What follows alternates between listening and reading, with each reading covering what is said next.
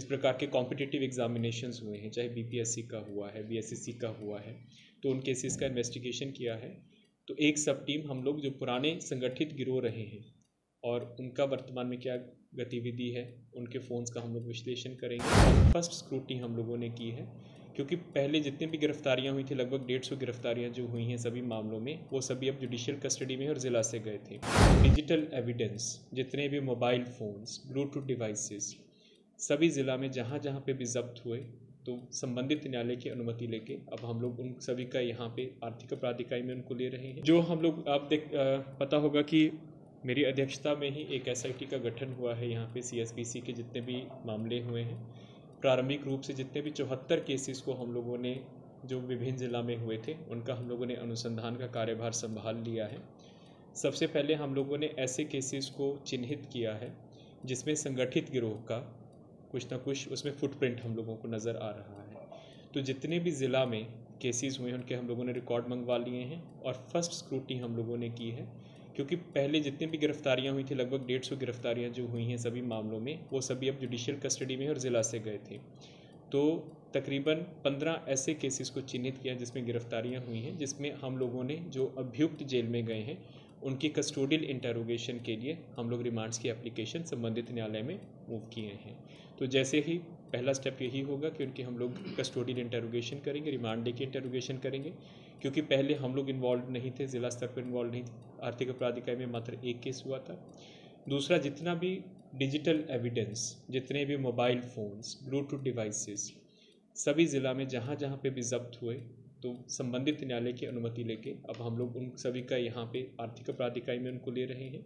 और उसके बाद न्यायालय की अनुमति करके उसके बाद जो तकनीकी विश्लेषण है, जो मैंने अभी आपको बताया कि जो हम लोगों ने एडवांस सॉफ्टवेयर परचेज़ किए हैं, तो एक हमारा टीम उस बात पे लग रहा है। एक हम लोगों ने सब टीम बनाया है कि जो पुराने संगठित गिरोह रहे हैं, क्योंकि आप सभी जानते हैं कि आर्थिक अपराध इकाई ने पहले भी जितने भी इस प्रकार के कॉम्पिटिटिव एग्जामिनेशंस हुए हैं, चाहे बीपीएससी का हुआ है, बीएसएससी का हुआ है, तो उन केसेस का इन्वेस्टिगेशन किया है। तो एक सब टीम हम लोग जो पुराने संगठित गिरोह रहे हैं और उनका वर्तमान में क्या गतिविधि है, उनके फ़ोन्स का हम लोग विश्लेषण करेंगे। और कोचिंग इंस्टीट्यूशंस, कहीं कहीं पे कुछ कुछ ज़िला से जो केसेस हुए हैं उसमें कोचिंग इंस्टीट्यूशंस का कुछ कुछ हिंट्स मिले हैं, तो एक सब टीम समर्पित रूप से उसके ऊपर काम करेगी। और जो अभी कस्टोडियल इंटरोगेशन के बाद जो इंटरोगेशन रिपोर्ट्स हम लोग बनाएंगे, वो हम समानांतर रूप से फिर उनके जो लोगों के नाम आ रहे हैं सत्यापन करके उनके ऊपर जाएंगे। और सीएसपीसी के माध्यम से भी हम लोगों ने एक नोडल ऑफिसर हम लोगों को मिले हैं और उनसे जो भी हम लोगों को इन्फॉर्मेशन चाहिए होगी वो उनके माध्यम से हम लोग प्राप्त कर रहे हैं। जो नंबर जारी किया गया, हम लोगों को बहुत ज़्यादा सूचना आई है, उसमें बहुत सी सूचना प्रासंगिक भी है, कुछ सामान्य सूचना भी है। उनके माध्यम से भी हम लोगों को बहुत से नंबर प्राप्त हुए हैं। जैसे बहुत से कैंडिडेट्स ने बताया है कि एग्ज़ाम से पूर्व हम लोगों को भी संपर्क किया गया था, तो उन सभी नंबरों को हम लोगों ने, जो हमारी तकनीकी टीम इसमें समर्पित रूप से हम लोगों ने बनाई है, जो किसी लैब में काम कर रही है, सभी नंबरों का हम लोग तकनीकी विश्लेषण कर रहे हैं। और कुछ कुछ अच्छे उसमें साक्ष्य भी हम लोगों को मिले हैं। और क्योंकि 74 केसेस हैं, मेन चुनौती है कि सभी को साक्ष्यों को एक साथ जोड़ना। उसके लिए अब हम लोग आगे का काम कर रहे हैं। ईओ के द्वारा इस मामले में कितने लोगों को गिरफ्तार किया गया है? ईओ के द्वारा हम लोगों ने सिर्फ एक ही केस किया था, जिसमें हम लोगों ने, जो कॉल सेंटर हुआ था नवादा से, हम लोगों ने गिरफ्तार किए थे 6 लोगों को, लेकिन वो एग्ज़ाम से पहले का केस था। अभी तक हम लोगों के सहयोग से, जो दानापुर में आपने देखा होगा, भी जितेंद्र यादव कांस्टेबल की गिरफ्तारी हुई थी, जिसके प्रेस ब्रीफ भी था, उसमें आर्थिक अपराध इकाई का सहयोग था। देन कांस्टेबल कमलेश कुमार की गिरफ्तारी हुई थी नालंदा ज़िला से, उसमें भी था।